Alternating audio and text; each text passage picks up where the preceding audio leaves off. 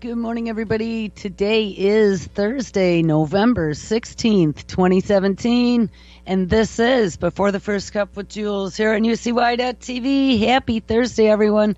It is a chilly 46 degrees and feels a little damp here in upstate New York. So where did we leave off yesterday? We titled the show Dragonfly Eye, Neural Tinkering, Mental Health, and Slaughterbots. And that's where we ended the show yesterday. Was talking briefly about a new video that was released by the Future of Life Institute, which is a group that is run by Elon Musk and Stephen Hawking, just as the new UN meeting was taking place in regards to killer robots. We're going to talk a little bit more about killer robots and swarms and some of the things that are in development right now. We looked a couple days ago at an artificial intelligence that was designed to be mentally unstable. This was the first that I had read about this. And I got to tell you guys, this is still concerning me. So when we dug a little deeper into what this creative, mentally unstable AI was all about, we found out that it was a product called Imagatron through a company based out of Missouri called Imagination Engines. And when we clicked through and looked at the information on Imagination Engines, we discovered that back from 1997, they had already started doing work with the Department of Defense and some of their contractors to build a control system behind a constellation of communication satellites to hand information off to the military around the world. Now, what does that mean? Well, that means that we have this mentally unstable, creative artificial intelligence that is running a control system for a constellation of satellites that has been put up into space.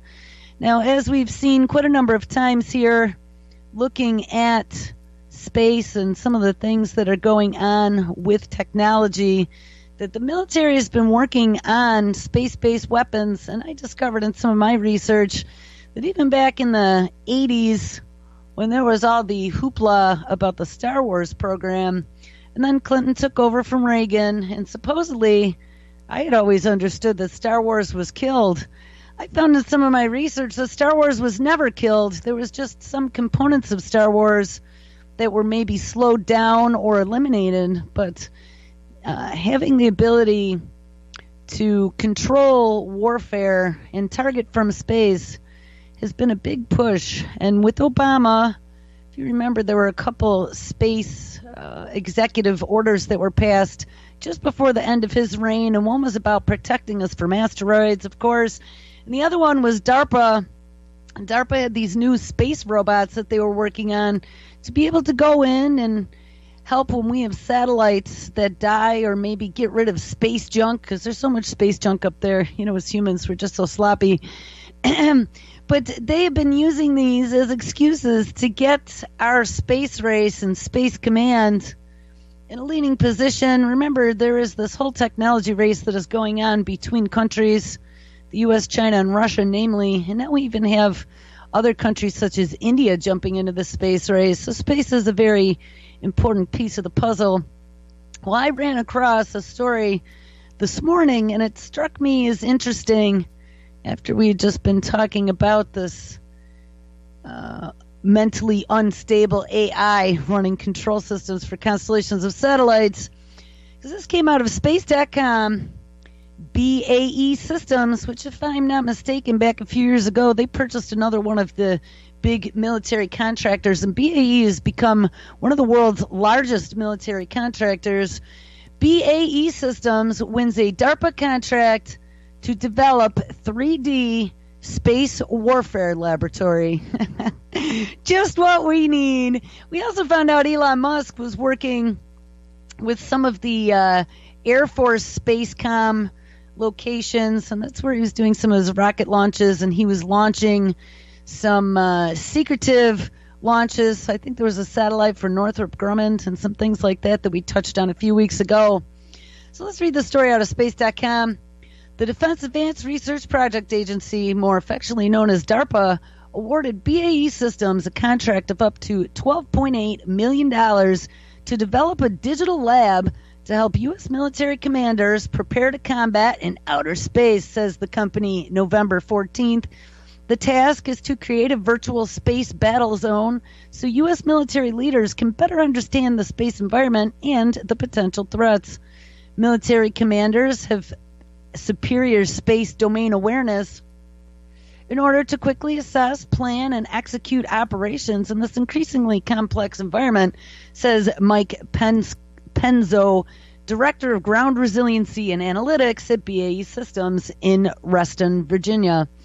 DARPA dubbed the project Hallmark Testbed, and the technology will help the military, quote, quickly evaluate and integrate technologies for space command and control. Well, as they're letting these swarms of robots go out of F-18s flying through the sky. And we had talked briefly about those slaughterbots, which talks exactly about that very thing, with facial recognition technology to be able to autonomously detect a threat and take it out. In the virtual space war setting, commanders would learn how to gain situational awareness, a tough challenge when the action is happening hundreds or thousands of miles above Earth. And awareness in the space domain means tracking and managing thousands of objects that are moving at extreme velocities. The testbed would also allow leaders to practice multi-domain operations, so data collected in space and on land and in the air and at sea and in cyberspace can be combined and analyzed to support simultaneously space and terrestrial missions. I know what? Cyberspace. I mean, this is crazy. DARPA describes it as a, quote, flexible, scalable, and secure enterprise software architecture that would become a backbone of technology development and experimentation, just like Rumsfeld had talked about in regards to directed energy weapons usage during Iraq. The first phase of the Hallmark project focuses on space situational awareness and command and control technologies, and later DARPA wants to add new features to the system for, quote, realistic scenario-based exercises like war games for testing space command and control technologies against sophisticated emerging threats. BAE will host exercises to collect metrics for the Hallmark's cognitive evaluation team and to identify technologies for future use by the Defense Department's Joint Space Operations Center and the National Space Defense Center. DARPA launched the Hallmark project in 2016 to support military efforts to hone space war fighting skills.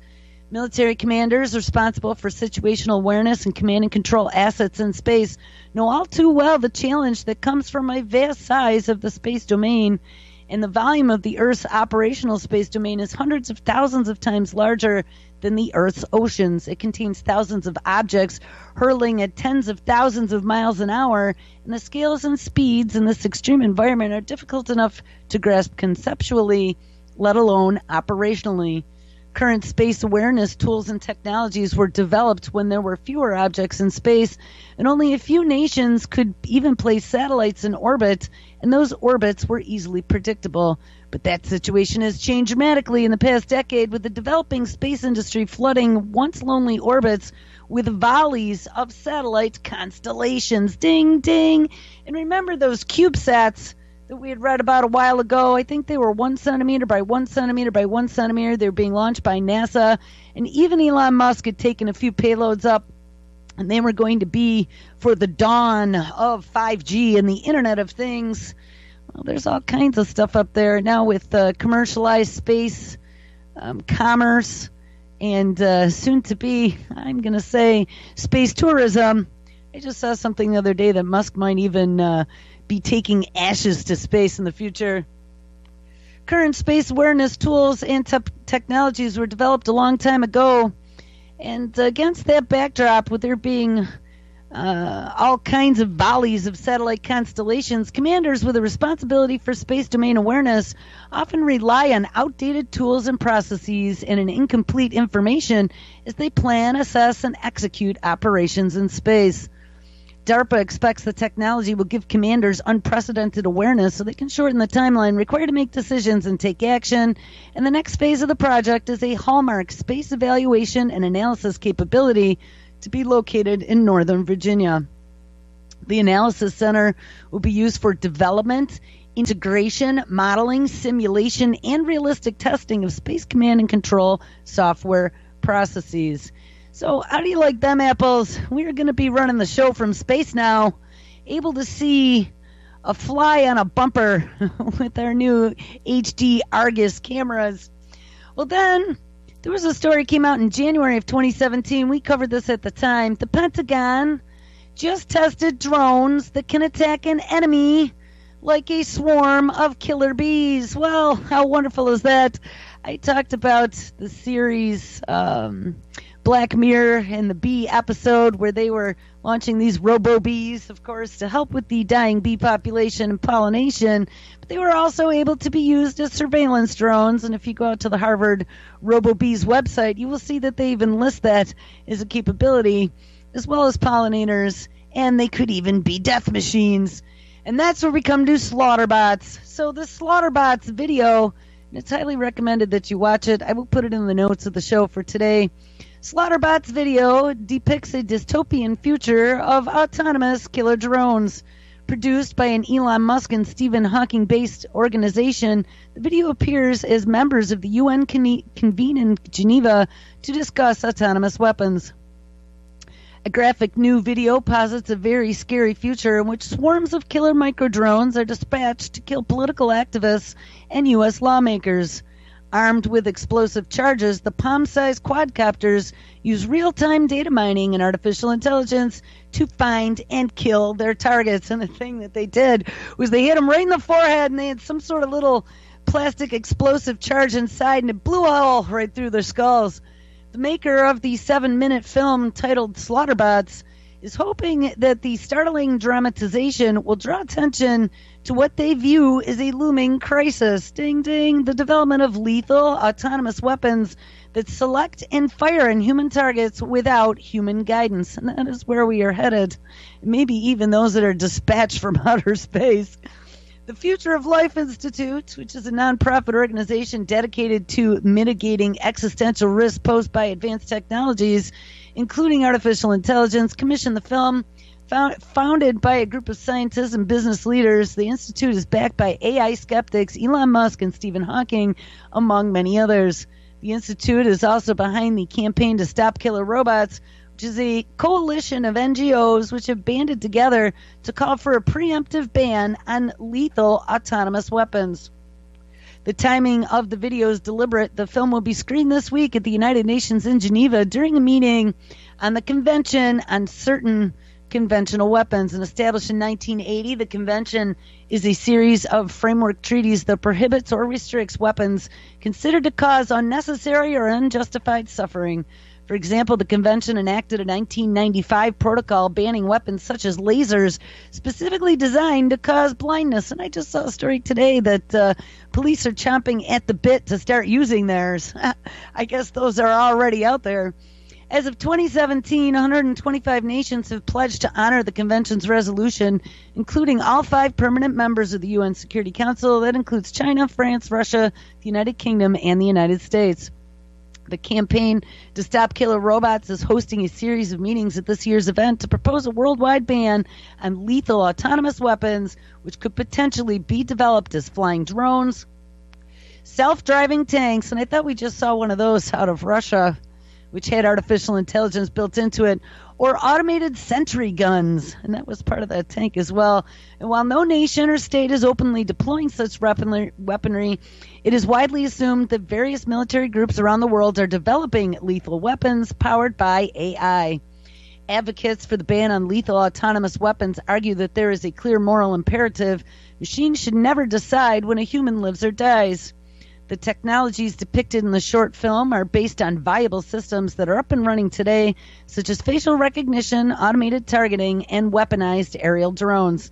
This short film is more than just speculation, says Stuart Russell, a professor of computer science at the University of California, Berkeley, and he should know, and a pioneer in the field of artificial intelligence. It shows the result of integrating and miniaturizing the technologies we already have, he says.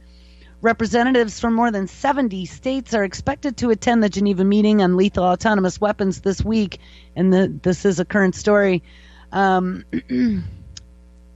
I just lost my spot. According to a statement from the Campaign to Stop Killer Robots, I think we need to start a campaign with T-shirts. Representatives from the scientific and technical communities will be stating their case to the assembled delegates, and allowing machines to choose to kill humans will be devastating to our security and our freedom, Russell says in a short commentary at the end of the video.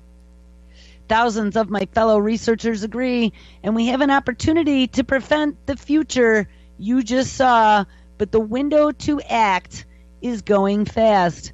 So now this is going on right now, but again, back to the story about the Pentagon testing drones that can attack an enemy like a swarm of killer bees was from January of 2017, so don't think this stuff isn't in development.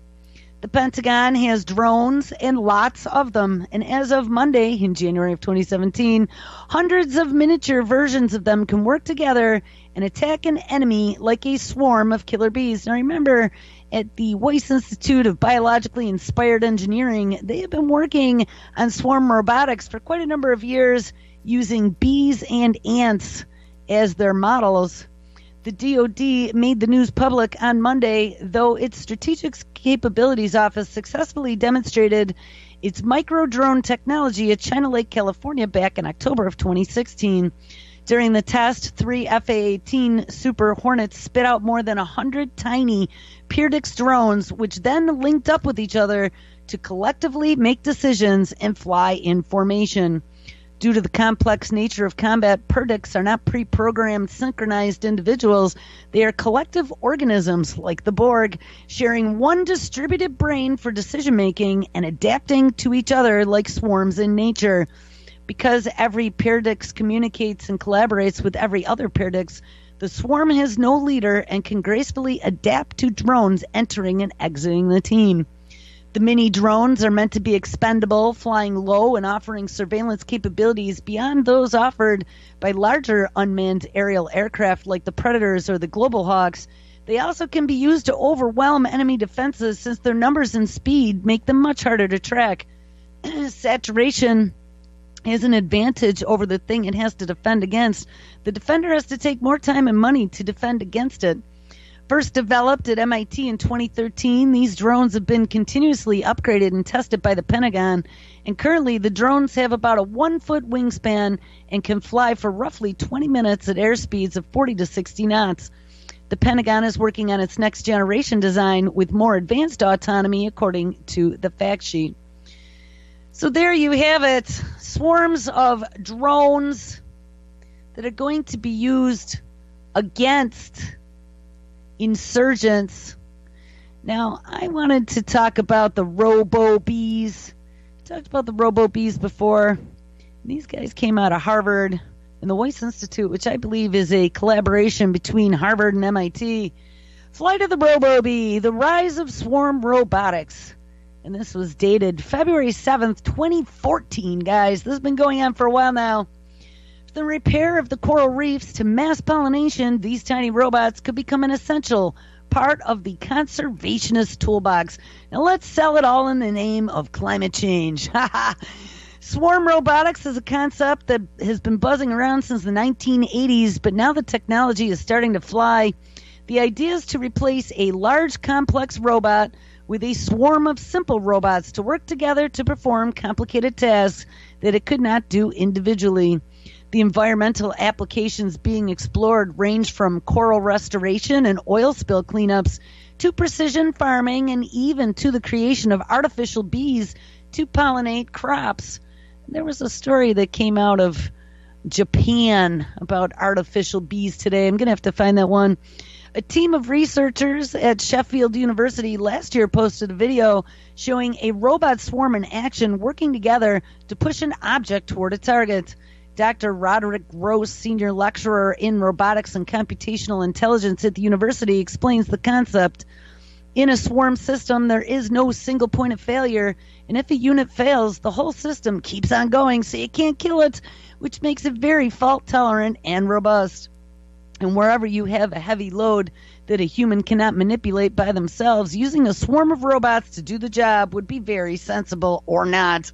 It could be in a factory transporting boxes, or it could be in a search and rescue scenario where they send out the legions of robots to find you in the woods. Maybe even a collapsed building, and you need to remove a very heavy part, or working in a contaminated environment. Scientists and designers at Herwood Watt University have been looking at using a swarm of coral bots to restore ocean habitats. And I don't know if you remember, but there was a story back a while ago about DARPA having swarms of underwater robots, and they were going to need mothership submarines. So anyway, they were in here releasing swarms of coral bots to restore ocean habitats. And despite ongoing funding difficulties, Dr. Leanne Henry of the University School of Life Sciences believes that swarm robotics can, quote, revolutionize conservation, unquote. I am mostly a deep-sea biologist working in waters deeper than 200 meters, and getting to the ecosystem we study is expensive. So while we were having to maximize our productivity, she explains, coral bots are single-purpose, so they only need to follow simple rules, and that means having multiple underwater robots working across a large area instead of a single unit traversing a small area. Whether their job is to restore or simply map or video the sea floor, swarms can cover a far greater area and work when one member's batteries run out. Agriculture is also looking into the potential use for swarms as well. Professor Simon Blackmore, head of engineering at Harper Adams University, works on larger robots that can work in fleets, able to identify weeds and administer microdots of chemicals, with the result of using 99.9% less herbicides than traditional methods. And he believes that though technology may appear an expensive luxury, they may have wider appeal than the latest generations of conventional farm machinery, such as expensive tractors and harvesters. When you look to countries that can't take advantage of big tractors with smaller fields, I think smaller robots might have a bigger impact around the world than big machines, and you'll have surveillance in every country and in every field. Even in the rice paddies and in the whole of Asia, the average field size is about 1 acre, and there is a significant middle area around the world of smaller farming systems where if robots are made cheap enough and reliable enough, it would actually be applicable. Perhaps the most famous and controversial is the swarm project to date is Harvard University's RoboBees, aiming to find an artificial solution to the pollination to address the current decline of the global bee population. Here, the robotic swarm is attempting to replicate one of nature's greatest swarms, but even setting aside the ethics of attempting to replace nature's pollinators, the idea may remain impossible. Energy density means that I am not aware of any power supply that could go into a bee-sized robot that can make it work more than 15 seconds, Blackmore claims. But don't worry about it, because they're working on it. Gross admits that the most exciting environmental applications for swarm robotics may remain some way off. Much of the research done on swarm robotics is still in the laboratory, but I believe in 10 years we'll find more and more swarm systems having actual applications, and it may start in a more controlled environment like a factory, and then it may go further. Monitoring how an oil spill spreads or levels of pollution in cities is already possible through sensors, and remember we talked about smart dust. To monitor is the first step, and the next step is to change and influence the system. So to start modifying your environment, he defends the RoboBees, urging people to think less in terms of pollination and more about engineering problems it attempts to solve. They want to push the frontiers about what a robot can do with very limited computation. Higher energy power sources, for example, would be useful for a wide range of applications. One day, swarms of robots could form part of the conservationist toolkit. Drones and swarm robotics could significantly aid conservation work in terms of an Earth system monitoring, for example, just like smart dust.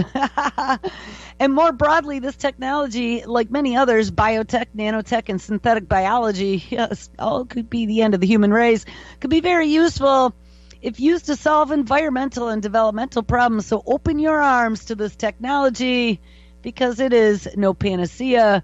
Humankind, he warns, has at times used technological innovations carelessly, and we have to guard against this. Well, of course they have. And do you really want them launching swarms of robots across the planet? Well, no, I don't think you do. And out of that home of the RoboBees came a whole manufacturing scenario on how to produce them quickly without having to have somebody with little tiny soldering irons to be able to do it. And that was the origami creation of these robots. They came up with a way to use origami and even self-folding to create these robots, so it didn't require a lot of human intervention. Well, listen to this one, and I'm pretty sure we covered this at the time, but I'm going to do a refresher. October 26, 2016. Swarms of origami robots can self-assemble out of a single sheet. One of the biggest challenges with swarms of robots is manufacturing and deploying the swarm itself. And even if the robots are relatively small and relatively simple, you're still dealing with a whole bunch of them, and every step in building the robot or letting them loose is multiplied over the entire number of bots in the swarm.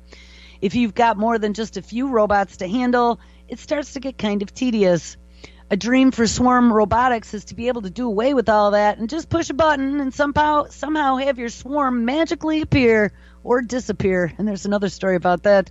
We're not there yet, but we are getting close. This month, researchers from the Weiss Institute for Biologically Inspired Engineering at Harvard presented a paper demonstrating an autonomous collective robotic swarm that can be manufactured in a single flat composite sheet.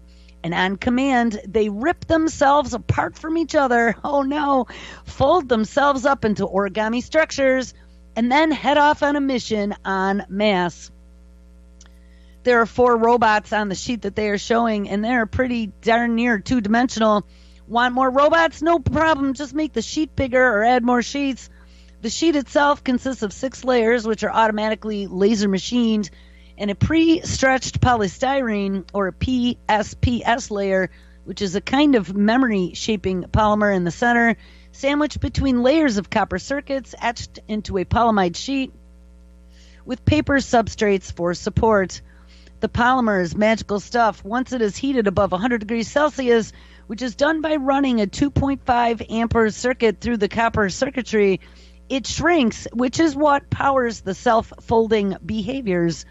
Otherwise, each robot consists of some discrete electrical components, but according to the co-author Michael Talley, we are seeing ways to automate the steps of placing these electrical components. Self-folding robots that use shape memory polymers have been done in the past, but the challenge with them has been accurate control of the folding. But to address this issue, Harvard researchers came up with a clever feedback-controlled assembly technique using phototransistors and infrared LEDs to precisely measure the fold angles and greatly improve the repeatability of self-folding. The final thing that sets these folding robots apart is their ability to go from a single continuous sheet to a swarm of discrete robots. Self-folding joints that are designed to prevent folding causes the polystyrene to rip apart instead, allowing each robot to split off by itself, where its vibrational motors can help it buzz along a flat surface seeking sources of light. Guys, this is horrifying. So we have these little mini drone robots that can create themselves. Now, I had mentioned a story about Billy Gates coming out against Stephen Hawking's dire warning of the issue of artificial intelligence and the future of the human race. Bill Gates thinks it's a good thing. And we can automate manufacturing and use robotics to cure what ails the world. And while Hawking was, I think, forced to say that AI could be used for good, he also stated that humans need to find a way to control it so it does not become more powerful than humans, as computers can, in theory, emulate human intelligence as well as exceed it. And we read a story back a few weeks ago about in the next 10 or 20 years, AI is going to have an IQ of 10,000. So it's not going to be too long The University of Cambridge alumni said, and this is Hawking, success in creating effective AI could be the biggest event in the history of our civilization or the worst. We just don't know it yet. So we cannot know if we'll be infinitely helped by AI or ignored by it and sidelined or conceivably destroyed by it, like large swarms of drones seeking out insurgents. Now, there was one other story that I thought I had here. Here it is. This is the Japanese bees. Straight out of Black Mirror. Japan has created Black Mirror-inspired bee drones. Oh, how exciting. Accidentally rediscovered. In the final episode of Netflix Black Mirror, the government claims to be using autonomous drone insects to counteract the collapse of the bee population. Spoiler alert, they're lying. I got to tell you, when I mentioned this episode before, when I saw it, I was really freaking out. And it is soon discovered that the bee drones are actually being used for mass public surveillance. Worse, the drones are programmed to kill, and the deaths are linked to a website promoting a game of consequence where Twitter users can vote to kill one hated public figure using the hashtag #death2. Now similar drones are coming to Japan without all the government secrets and Twitter deaths, we assume. Japan's insect-sized drones were turned into artificial pollinators with the help of coating of horsehair and an iconic sticky gel. The drones work like bees, and they use their hairs to pick up pollen from one flower and deposit it to another. And researchers from Japan actually discovered that this iconic gel accidentally, and then they published their work in the journal Chem.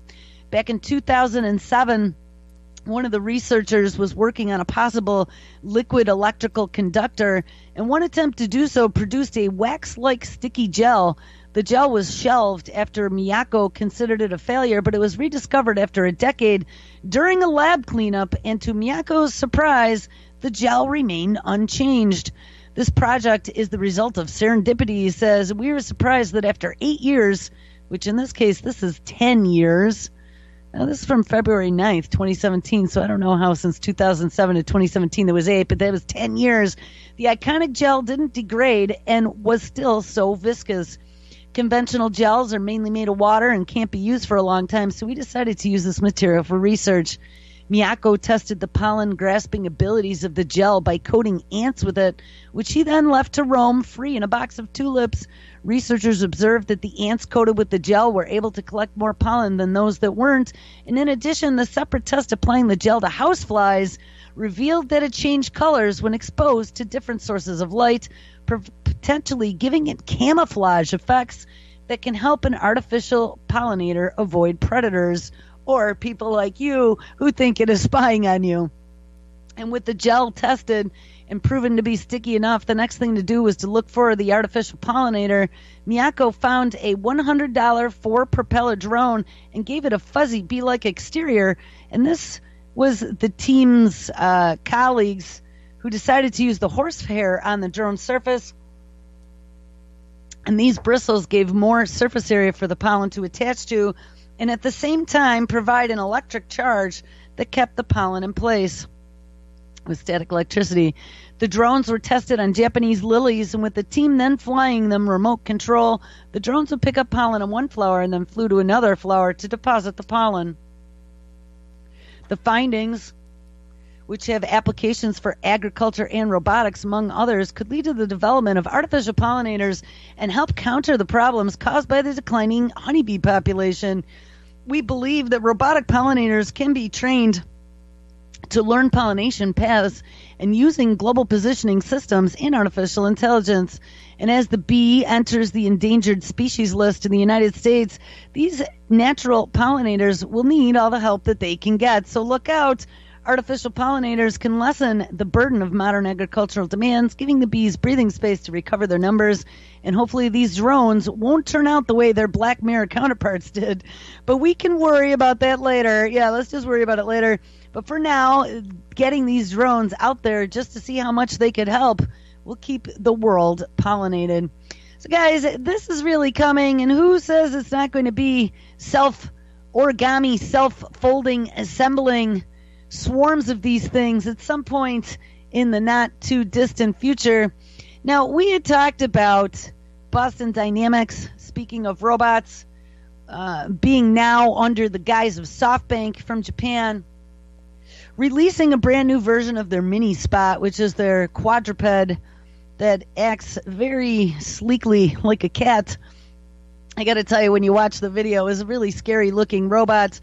Remember, this is all going on in a war for technology and artificial intelligence, and whoever comes up with the best discoveries is going to rule the world. And don't think that these spots and big dogs and all these other Atlas robots aren't going to be used for the military at some point in the future. Well, China had to one-up us. They now have a robotics startup that wants to be the Boston Dynamics of China. Of all of the four-legged robots in the lab all around the world, few inspire more awe and reverence than Boston Dynamics quadrupeds. And there's a picture of the Chinese replica. Chinese roboticist Xing Wang has long been a fan of Big Dog, Alpha Dog, Spot, and Mini Spot, as well as other robots that Boston Dynamics has famously introduced over the years. Now Wang, with funding from a Chinese angel investor, has founded his own robotics company called the Unitree Robotics based in Hangzhou, outside of Shanghai. Wang says his plan is to make legged robots as popular and as affordable as smartphones and drones. Unitree's first robot is a four-legged robo-dog called Laikago, which the company announced this week. The name comes from Laika, which is the Soviet space dog, which Wang admires as a symbol of, quote, human exploration of the unknown. Laikago is designed as a research platform for scientists and roboticists, but Wang hopes science museums and robot enthusiasts may also want one. With further improvement, the robot could be used in applications like package delivery. He says the robo-dog's going to be delivering to your door. And as a grad student at Shanghai University, Wang and his advisor, Jia Winchan, had a quadruped with 3 degrees of freedom legs that could walk forward, backward, sideways, and also over rough terrain. Boston Dynamics machines served as an inspiration, but Wang wanted to make a quadruped robot simpler and smaller so that they can help ordinary people with things like carrying objects or as companions. Oh my God, a robot dog companion. So for now, Laikago can't do much on its own. The robot is currently not autonomous yet, and it needs to be remotely controlled using a Wi-Fi enabled controller. It doesn't carry stereo cameras yet or LiDAR sensors, though users can easily integrate additional modules, says Wang. Unitree created the robot's mechanical structure, control system, and motion control algorithms from scratch, so they didn't rip it off from Boston Dynamics. No lawsuit needed. It has also designed its own custom motors, drivers, and force sensors for the robot. Laikago will initially sell for between $20,000 and $30,000, but Wang hopes to bring the price down with further refinements and higher volumes. Of all the tricks that Laikago can do, Wang's favorite is the robot's ability to remain stable on uneven surfaces, even when kicked. And remember, when we read about the Boston Dynamics one, they had not shown that robot being kicked in the video, and they noticed that in the story.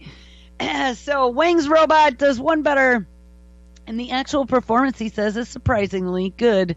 And Wang says of the robot's control of its algorithms, math is wonderful, he says, laughing evilly.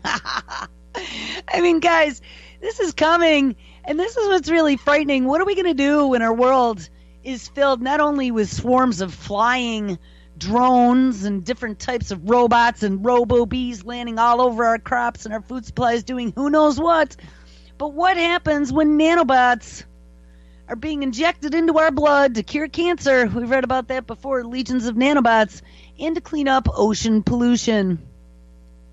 June 9, 2016, nanobots are waiting in the wings to cure cancer and clean up ocean pollution, and this would be using swarm technology. In 1956, Arthur C. Clarke wrote The Next Tenants, considered to be the first work of a fiction broadly describing what is today known as nanotechnology. Nanotechnology has never gotten old for fans of science fiction, and in the ensuing decades, a slew of titles in prose or on the silver screen were created, all covering aspects of tiny machines operating at a nanoscale. Before we discuss modern nanotechnology and its new uses, let's talk about the scale itself. How big is a nanometer? Well, to put things into perspective, consider the illustration below. And my eyes are kind of old, and I can't zoom in here, but it's really, really, really tiny. 1 nanometer will hold 10 atoms of helium, as well as the Zika virus. Will hold 10 atoms of helium, and a Zika virus itself is 40 nanometers in diameter. Comparatively, the human hair is 75,000 nanometers in diameter, and yes, the nanoscale is incredibly small, so it's smaller than a virus. Still, if you've ever been sick, you know just how powerful small organisms like viruses and bacteria can be, and inside your body, these living or semi-living organisms do all sorts of damage, from reprogramming your cells, yes, especially if it's an adenovirus loaded with CRISPR, to producing toxins, laying waste to your immune system, and worse. Modern science has enabled us to understand how these minuscule organisms work, and as a result, scientists can now produce increasingly more complex nanomachines. Remember a while ago we had read about a DNA nanobot that they had fully programmed, and it could lift things, it had arms and legs and do all kinds of stuff. It was really kind of nutty. So although they are still in a research and development phase, their potential has already been tapped to a degree, providing a glimpse into what their future applications may be. And here are some of them. Nanobots to fight cancer. A team of scientists from Israel's Bar Ilan University started human trials, including drug-delivering nanobots back in early 2016. So human trials. And the bots are made of a specially folded DNA. These are those DNA bots that serves as a vessel for the cancer-treating drugs.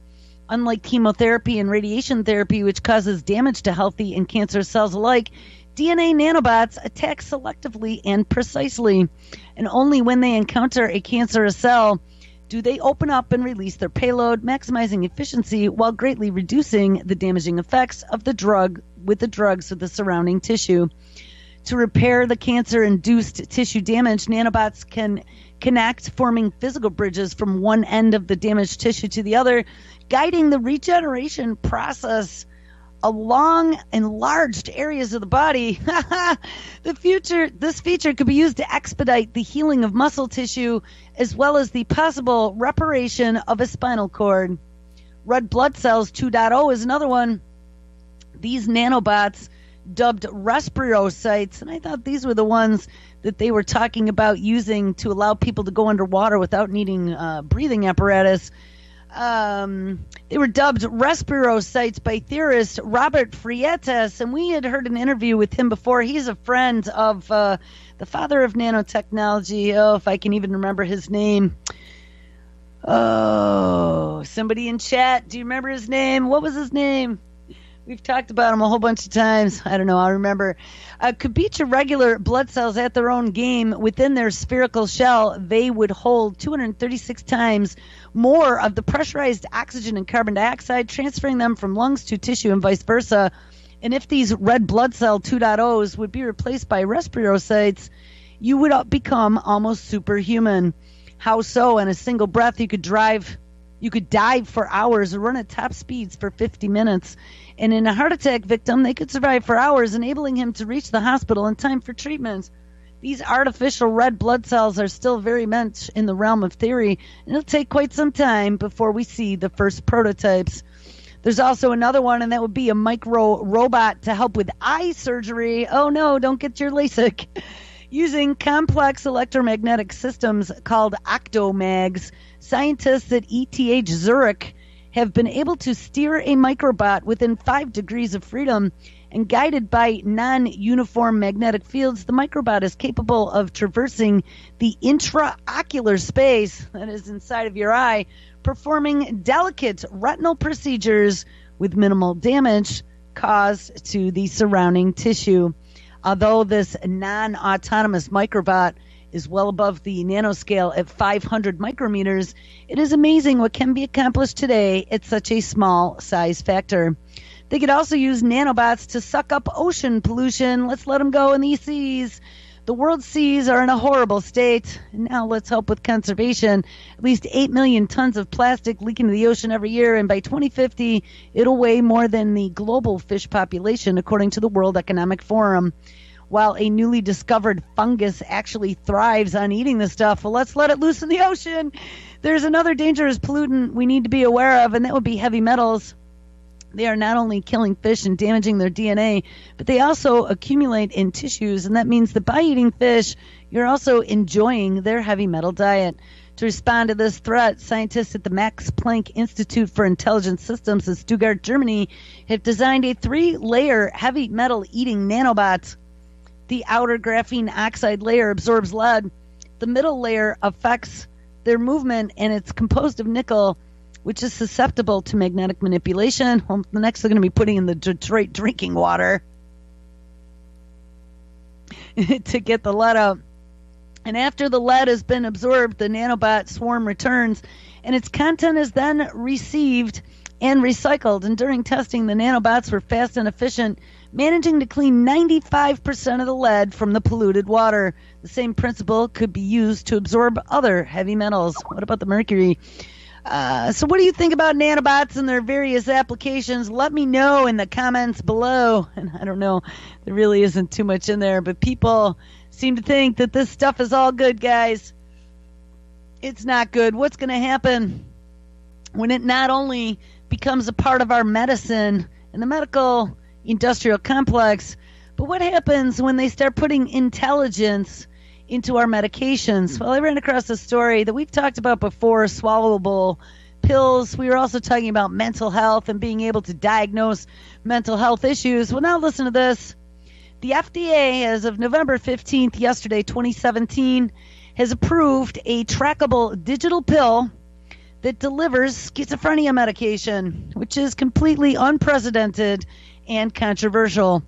The FDA has announced its first ever approval, and there were a lot of first evers over the last 24 hours, of a pill with an embedded sensor that digitally tracks if a patient has ingested it, ushering in the U.S. a new era of smart pharmaceuticals and medical surveillance. The treatment, called Ambify My Sight, is essentially a clever delivery system for the antipsychotic aripiprazole, which is used to treat schizophrenia and bipolar disorder. And now, for the very first time, doctors prescribing this drug will know firsthand if their patients are actually taking it. And soon, it's not going to be your doctor via smartphone. It's going to be the little mini drone that comes by and scans whatever this is, probably some sort of Wi-Fi signal, to see whether or not you've taken your drug to tamp down on your upper thinking abilities. And if not, you're going to get a shot from your little mini RoboBee. I don't know, guys. When I think about this stuff, my mind goes into like fast forward as to what these potentially mean for the future. And none of this is looking good at all to me. Being able to track the ingestion of medications prescribed for mental illness may be useful for some patients, says the FDA's Director of Psychiatric Drug Evaluation. The FDA supports the development and the use of new technologies and prescription drugs, and is committed to working with companies to understand how technology might benefit patients and prescribers. Remember, we read a lot yesterday about the 21st Century Cures Act, as well as the 21st Century Cures Act. And what was the other one? Oh, I don't remember. There were two of them where there was all talking about mental health and mental health surveillance. Well, this is going to play right into that. Ambify My Sight's tracking system is centered around a tiny ingestible sensor about the size of a grain of sand called an ingestible event marker, made from a safe level of copper, magnesium, and silicon. And once the pill and the ingestible event marker are swallowed, the stomach acid activates the sensor, sending an electrical signal to a wearable patch worn on the patient's chest. The patch then records the date and time the pill was ingested and relays this information to doctor's smartphone.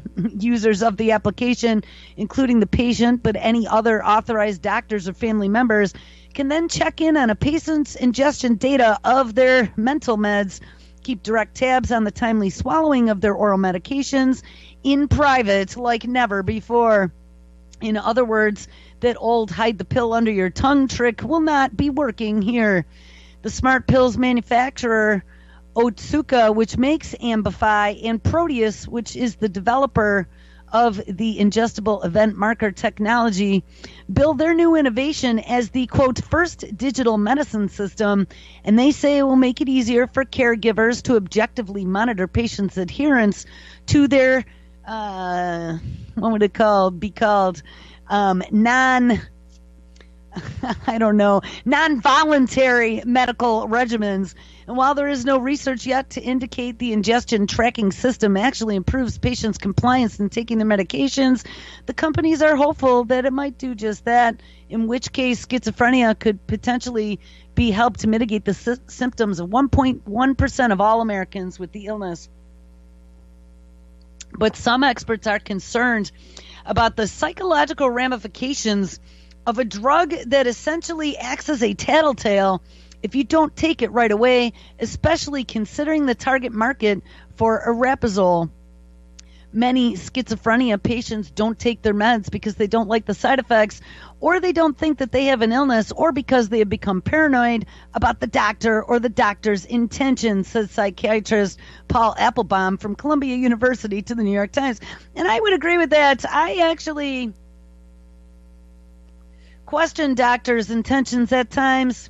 There have been many times in my life that I have had some sort of procedure or drug that I have been given that after the fact you find out that, oh, you shouldn't have taken that because it's caused all kinds of problems, and maybe you're even being used as part of a research project. Well, I wouldn't trust them.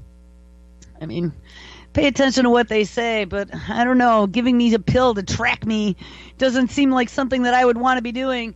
A system that will monitor their behavior and send signals outside of their body and notify their doctor. You would think that whether in psychiatry or in general medicine, drugs for almost any other condition would be a better place to start than a drug for schizophrenia, he says. Their concerns were shared by fellow Columbia University psychiatrist Jeffrey Lieberman, who likened Ambify's MySite to a, quote, biomedical big brother, unquote, noting that the irony in it being given to people with mental disorders that can include delusions. Yet the ultimate impact of an embedded drug monitoring system like this goes well beyond the treatment of schizophrenia and mental illness. Non-adherence to recommended medication taking patterns in the U.S. has been estimated to be costing the insurance companies $1.5 billion annually. So there are important economic factors behind the FDA's approval. Take your medication or we're going to know about it. But while the Ambify MySite may be the first of its kind of these drugs, it almost definitely will not be the last. With reports, the FDA is anticipating a coming wave of such self-monitoring medications. So if so, we could soon be looking at a new level of data-driven surveillance in the healthcare sector, bringing up all kinds of questions and concerns about ethics, privacy, personal rights, and whether this kind of ingestion tracking can truly be safeguarded in the interest of the patient. We have seen time and time again that stuff that's being transmitted ends up in the hands of people it shouldn't, says pharmaceutical policy researcher Walid Gillag from the University of Pittsburgh. There are real concerns about data security, he says. But before we have all the answers to these questions, Ambify's MySite is expected to hit the market sometime in 2018. And for better or for worse, the seeds of snitch medication will have been planted. What do you think of them apples? So they're going to be able to track, bag, and tag not only if you've taken your medication, but we had also read about some stuff where they could track what is in your digestive system with some of those smart bacterias that they were working on for living therapeutics. So now here's another first time ever, or so they say, not down a deep, long, dark hallway. AP exclusive. U.S. scientists try the very first gene editing in the body. Thank you to Lady Pitbull for this one. Oakland, California. And this is out of AP, and I think this was dated yesterday. Scientists, for the very first time, have tried editing a gene inside of the body in a bold attempt to permanently change a person's DNA to cure a disease. The experiment was done Monday in California on a 44-year-old man named Brian Matus. Through an IV, he received billions of copies of a corrective gene and a genetic tool to cut his DNA in a precise spot. But guess what? It wasn't CRISPR. Oh, no. It was a precursor to CRISPR called zinc nuclease fingers, which wasn't as accurate as CRISPR, and even CRISPR has its issues with off-target cutting. It is kind of humbling, he says, to be the first to test this, and he has a metabolic disease called Hunter syndrome. I am willing to take that risk, and hopefully it'll help me and other people, so I just step right up to be your guinea pig. Signs of whether it is working will come in maybe a month, and tests will show for sure in 3 months. And if it is successful, it could be a major boost to the fledgling field of gene therapy. Scientists have edited people's genes before, altering cells in the lab and then returning them to the patient. There are also gene therapies that don't involve editing DNA. But these methods can only be used for a few types of diseases, and some giving results that may not last, while others supply a new gene like a spare part, but it can't control where it inserts it in the DNA, possibly causing a new problem like cancer. Whoops. And this time, though, the gene tinkering is happening in a precise way inside of the body while the guy is walking around, and it is like sending a mini surgeon along to a place that the new gene will be needed in exactly the right location. We cut your DNA, we open it up, we insert a gene, we stitch it back up, and then there is invisible mending, says Dr. Sandy McCrae, president of Sangamo Therapeutics, which is the company testing for 2 metabolic diseases and hemophilia. It becomes part of your DNA, and then it is there for the rest of your life. Guys, they're trying to normalize this technology. They want people to be taking their CRISPR pills, and we already read about swallowable CRISPR, but there are a lot of other ways they can get CRISPR into your body, even through an adenovirus that you can inhale or touch and get into your eye or whatever. You are really toying with Mother Nature, and the risks cannot be fully known, but the studies should move forward because these are incurable diseases, says one independent expert, Dr. Eric Topol of the Scripps Translational Science Institute in San Diego. Protections are in place to help ensure safety, and animal tests were very encouraging, says Dr. Howard Kaufman, a Boston scientist on the National Institute of Health panel that approved the studies. He said that gene editing's promise is too great to ignore, so let's get human guinea pigs. And so far there has been no evidence that this is going to be dangerous. Now is not the time to get scared. Fewer than 10,000 people worldwide have these metabolic diseases, mainly because they die very